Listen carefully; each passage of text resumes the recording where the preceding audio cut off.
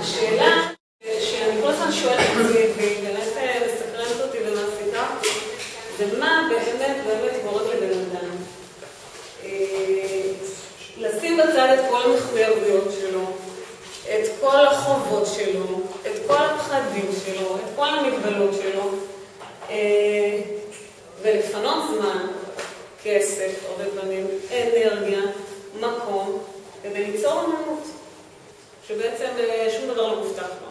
כל הדברים האלה לא יכולים לקרות אם אין לאדם איזשהו ניצוץ קטן אפילו, קטנצ'יק של אמונה.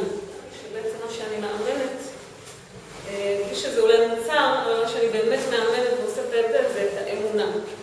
היכולת של לאהוב, להיות מאושר, להשתמש בשכלו ולפתח יכולות מיוחדות כמו למשל כישרון אומנותי, אינן מובנות מאליהן כמו התפתחות בסיסית כגון גדילה הליכה ודיבור.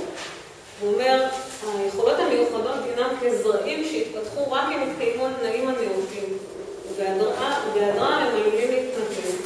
אחד התנאים החשובים ביותר הוא שהאדם המשמעותי בחייו של הילד יאמין ביכולות אלה.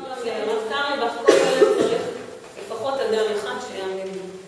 ואני אומרת שאולי המקצוע שלי, מה שאני עושה פה, הרבה אנשים אחרים שעוזרים לאנשים בכל מיני שיטות, יכול להיות שממלאים את המקום של ההורה הלא מאמין.